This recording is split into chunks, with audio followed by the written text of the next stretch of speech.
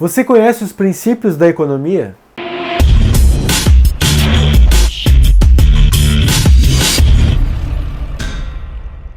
Economia é um termo que vem do grego oikonomos e que significa basicamente aquele que administra um lar. E a origem da palavra não é por acaso. Quando falamos de economia, estamos falando de uma determinada gestão em um determinado lugar, para que, conhecendo seus aspectos, nós possamos gerenciá-lo. Se por um lado o administrador do lar precisa tomar decisões para gerir os seus recursos domésticos, também o administrador de uma nação, como por exemplo o presidente, precisa decidir sobre os rumos que serão tomados, a fim de decidir então sobre como os recursos serão alocados da forma mais justa e ou mais eficiente. E o estudo da economia é importante justamente por isso. Não há como ter tudo para todos. É preciso decidir o que fica com quem faz o que e quais os impactos dessas relações para a sociedade como um todo. Isso é objeto de disputa. Economistas do mundo todo se posicionam não apenas economicamente, mas em especial politicamente. Quando você fala de economia, não tem como fugir da política, e aí nós temos as inevitáveis polarizações.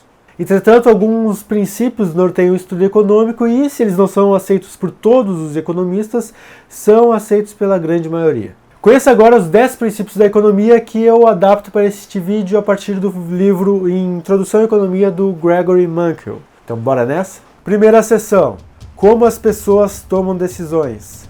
Princípio número 1. As pessoas enfrentam trade-offs. Trade-off é uma expressão em inglês que se refere a uma situação de conflito, onde há uma troca entre objetivos inconciliáveis. Um exemplo de trade-off é o que eu estou fazendo agora, trocando meu tempo, que é algo que eu valorizo, para poder criar e divulgar a vocês esse vídeo, que é algo que eu também valorizo. Em sociedade nós enfrentamos os trade-offs o tempo todo, não apenas em escala individual, como eu estou fazendo agora, mas em especial em escala coletiva a partir de decisões públicas. Como os recursos são escassos, limitados pelo fato de que eles podem ser consumidos e não são infinitos, todo gasto do governo é uma sinalização de que esse dinheiro que ele gastou, ele não vai gastar com outras coisas. Se o governo gasta com armas para defender sua fronteira, isso significa que ele não vai gastar esse dinheiro para a alimentação do seu povo, por exemplo. Da mesma forma, se o governo resolve pagar as aposentadorias, esse é um dinheiro que não será revertido para a educação e a saúde públicas. Em outras palavras, para que você consiga o que quer, você precisa abrir mão de outras coisas de que você também gosta. No caso individual, para conseguir um carro, você precisa abrir mão de dinheiro, por exemplo. Assim como para conseguir dinheiro, você precisa abrir mão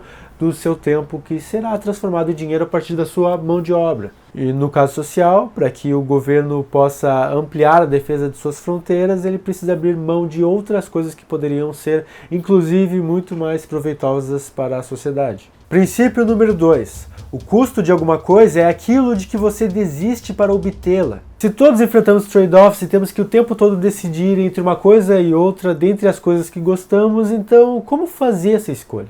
A resposta é que nós fazemos intuitivamente cálculos de custo-benefício, calculando então o que vai nos trazer mais satisfação possível. Entretanto, nem sempre o custo de alguma coisa é algo que nós podemos captar de relance. O Mankiw dá o exemplo da decisão de ir à faculdade. Se por um lado você tem enriquecimento intelectual e maiores oportunidades de emprego, por outro, você não apenas está arcando com os custos da mensalidade, dos livros, das passagens para ir até a sua instituição. Há o que os economistas chamam de custo de oportunidade, que envolve, mais uma vez, como nós usamos o nosso tempo. Tempo que você poderia estar dedicando ao salário remunerado, por exemplo, fazendo com que seja um custo para a sua educação os salários que você está deixando de receber em prol dos estudos. O cálculo sobre se vale ou não a pena abraçar certos custos é subjetivo, mas o custo em si não. Muitos adolescentes largam o ensino médio para trabalhar, pois projetam no seu íntimo que estarão ganhando mais assim. Muitos outros deixam de trabalhar e preferem estudar, apostando então nessa riqueza futura. De toda forma, o que eles estão fazendo aqui é simplesmente sinalizar quais oportunidades eles estão abraçando. Princípio número 3. Pessoas racionais pensam na margem. No geral, os economistas presumem que as pessoas sejam racionais. Essa racionalidade reflete a base que o Adam Smith ofereceu para o pensamento econômico. A de que todos nós fazemos o máximo que podemos para alcançar os nossos objetivos. Se é assim com pessoas, o mesmo acontece com empresas. Todos calculamos o custo-benefício de nossas ações e visamos sempre maximizar os nossos resultados, a fim de então atingir os nossos objetivos, seja o aumento da renda individual ou o aumento de lucro empresarial. Entretanto, e aí que está o pulo do gato, essa racionalidade é marginal, ou seja, ela acontece dentro de um curso de plano de ações já existentes. Como o Mankiw diz, na hora da janta a gente não decide sobre se vamos jantar ou não, a gente decide sobre se vamos comer uma colher a mais ou não. Não decidimos sobre se vamos estudar ou não para a prova, nós decidimos se vamos estudar uma hora a mais ou não. A análise de custo-benefício que pessoas racionais fazem é em termos de custos e benefícios marginais. Por exemplo, por que o diamante é mais caro que a água, sendo que a água é fundamental para as nossas vidas e o diamante não? Uma pessoa racional calcula os benefícios marginais de adquirir um bem ou outro para então saber se ela adquire uma unidade a mais daquele bem ou não. Um copo a mais de água tem um baixo benefício marginal, pois quanto mais você bebe água, menos você precisa dela. Uma pedra a mais de diamante, porém, tem um alto benefício marginal, pois o diamante, ao contrário da água, ele não existe em abundância e por isso seu valor de mercado é elevado. Sabe como é, né? Raridade. Caso o benefício marginal seja maior do que o custo marginal, seja para tomar um copo a mais de água, seja para adquirir um diamante, bem, o tomador de decisões racionais certamente vai saber o que fazer. Princípio número 4. As pessoas reagem a incentivos. Este talvez seja o princípio mais incontestável da economia. Incentivo é tudo aquilo que nos induz a tomar decisões. O cálculo de custo-benefício, aliás, é nada menos do que uma abertura pessoal a checar certas razões, sejam pró ou contra tomar determinada decisão econômica. É fácil ver como operam os incentivos quando a gente compara um produto que sofreu uma alta de preços com um produto que não teve alteração de preço alguma. Por exemplo, se o preço da maçã aumenta, é razoável que as pessoas vão comprar menos maçãs, diminuindo então a demanda por esse produto no mercado. Ao mesmo tempo, como o preço da maçã está mais alto, os vendedores de maçãs percebem que eles podem estar ganhando uma graninha a mais ao venderem mais maçãs, e então eles têm um incentivo para contratarem mais pessoas, de modo que essas pessoas possam recolher mais maçãs das macieiras e então vender mais ainda. Incentivo é então puramente isso, uma alteração do valor dos custos e benefícios que os agentes econômicos têm em relação à aquisição ou oferta de determinado bem ou serviço. Incentivos precisam ser constantemente lembrados, pois é comum que criadores de políticas públicas esqueçam das consequências desses incentivos sobre o mercado, ignorando como esses incentivos podem afetar diretamente no comportamento da população no geral. Aliás, não é à toa que muitos vencedores do Prêmio Nobel de Economia não sejam exatamente economistas, mas pessoas que analisaram o comportamento humano à luz dos incentivos, e um caso clássico seria do Daniel Kahneman, no seu livro Rápido e Devagar, Duas Formas de Pensar. Eu vou deixar o link aí na descrição, caso vocês tenham interesse. Políticas que não pensem nos incentivos, então, podem não apenas colapsar a economia, mas simplesmente causar diversos outros problemas sociais. O Mankiw dá o exemplo da obrigatoriedade de colocar cintos de segurança. Se por um lado você aumenta a segurança dos motoristas, por outro você deixa eles menos preocupados com a necessidade de dirigirem mais atenta e lentamente, tendo como resultado não apenas a diminuição de mortes de motoristas, mas em especial o aumento do número de acidentes e o aumento de mortes de pedestres que não tem como se defender. Afinal, mesmo que pedestres usassem cinto de segurança, também não ia fazer uma diferença, né? Incentivos são profundamente fundamentais e simplesmente não há o que dizer contra isso. Segunda seção: como as pessoas interagem.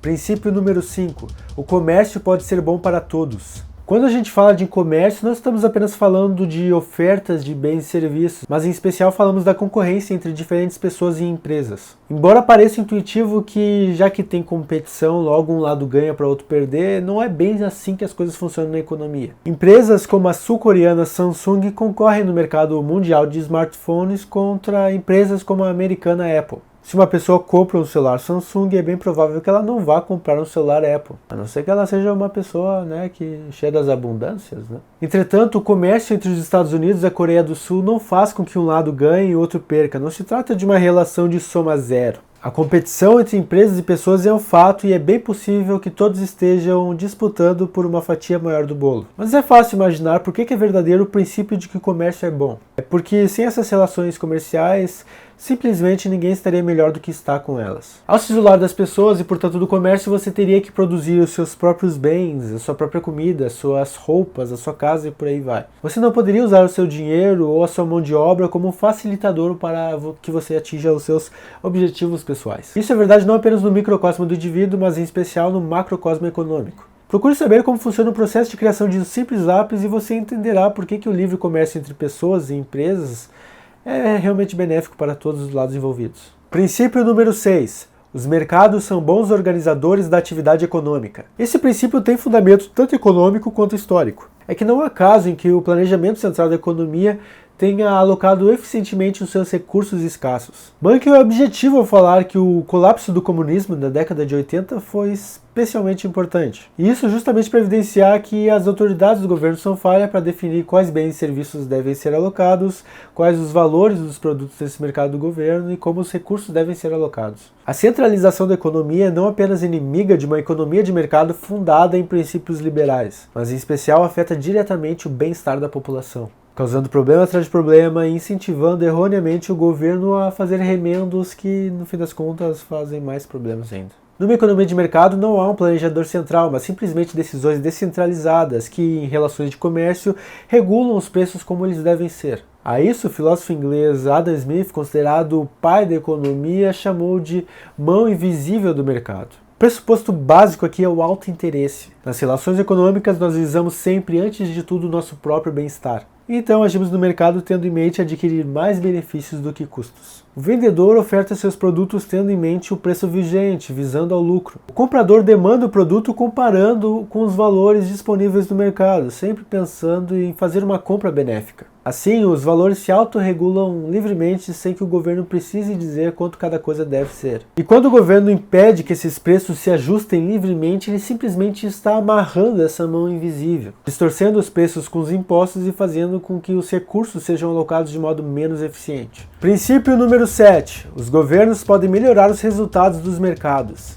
Sim, mesmo que o governo possa causar péssimas distorções na economia, não significa que ele não possa prover coisas positivas e mesmo necessárias. Como a gente viu, incentivos são essenciais e o governo pode mexer neles. E para que a mão visível funcione de um modo eficiente, as pessoas que são guiadas por essa mão invisível precisam ter a garantia de que as decisões que elas tomarão nesse mercado surtirão efeitos benéficos para elas. E é isso que o governo pode prover, uma certeza de segurança no mercado. Afinal, certas regras são necessárias no jogo econômico, como por exemplo o direito à propriedade. Se alguém tem interesse no meu gravador novo, é por meio da segurança do governo que eu tenho a certeza de que as pessoas não podem tirar ele de mim. Caso alguma pessoa tenha interesse no meu gravador, ela deve negociar comigo, de modo que a gente faça uma troca em que ambos os lados saiam satisfeitos. E se alguma pessoa resolveu tomar o meu gravador à força, é papel do governo aplicar alguma punição sobre ela. O papel do governo na economia é prover instituições capazes de assegurar nossos direitos fundamentais, firmando um bem-estar geral para que as relações econômicas possam ser efetuadas com sucesso. Isso é interessante porque significa que não dá para falar de economia sem relevar os aspectos sociais e legais em termos de direitos básicos dos cidadãos. E é aí que entra o outro ponto da necessidade do governo. Embora a mão invisível seja maravilhosa para tornar o mercado eficiente, ainda assim ela não é perfeita e pode gerar e manter desigualdades.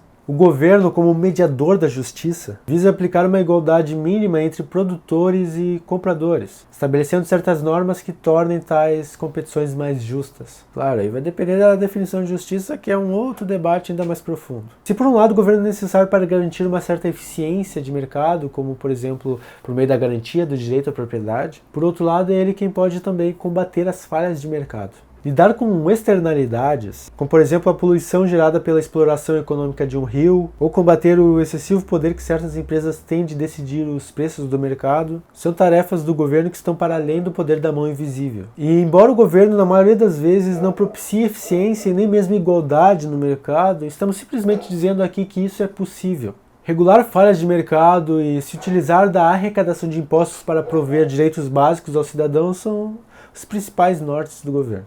Terceira seção. Como a economia funciona. Princípio número 8.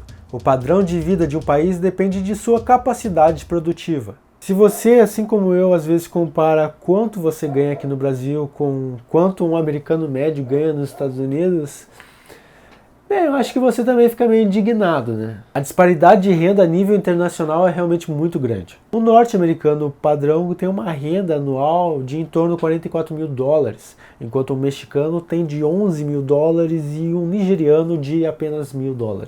Mas por que há tanta disparidade, você deve estar se perguntando, e a resposta é relativamente simples. A diferença no nível de produtividade entre os países torna diferente a renda das pessoas que vivem neles. Em outras palavras, quanto mais os trabalhadores do país puderem produzir bens e serviços por unidade de tempo, maior será o seu padrão de vida. O raciocínio aqui é simples: quanto menos as pessoas produzem, menos elas colaboram com o mercado.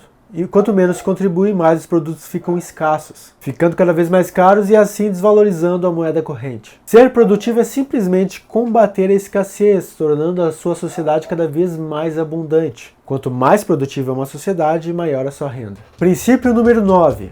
Os preços sobem quando o governo emite muito dinheiro. Esse princípio atesta o que todo bom economista sabe. Não existe solução mágica para lidar com crises econômicas. Imprimir papel não é resposta. Bank o exemplifica com o caso da Alemanha, que em 1921 vendia jornais a 30 centavos de marco, mas logo em 1922 o mesmo jornal já valia 70 milhões de marcos. A crise alemã da década de 20 fez com que o dinheiro simplesmente não valesse mais nada. E pior, criou um ambiente propício para que um pretenso salvador da pátria viesse ao poder. Aqui o cenário é o que os economistas chamam de inflação, que seria um aumento do nível geral de preços da economia. E o principal motivo da inflação é o governo emitir cada vez mais moedas para dentro do mercado, tornando ela mais abundante e, portanto, menos valiosa, baixando o preço da moeda a ponto de que tudo em torno dela fique mais caro. A dica aqui é simples: fujam das impressoras. Princípio número 10. A sociedade enfrenta um trade-off de curto prazo entre inflação e desemprego. Esse último princípio mostra que, mais uma vez, as coisas não são tão simples assim.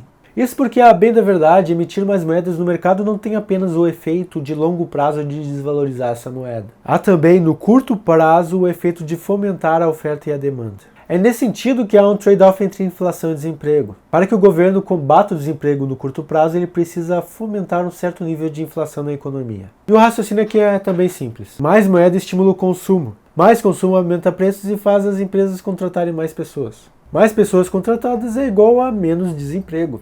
Agora, se isso é realmente bom ou ruim, eu deixo para vocês. Então, pessoal, esses são os 10 princípios da economia que vocês podem encontrar no livro de Gregory Mankiw, Introdução à Economia, que eu vou deixar aqui na descrição desse vídeo.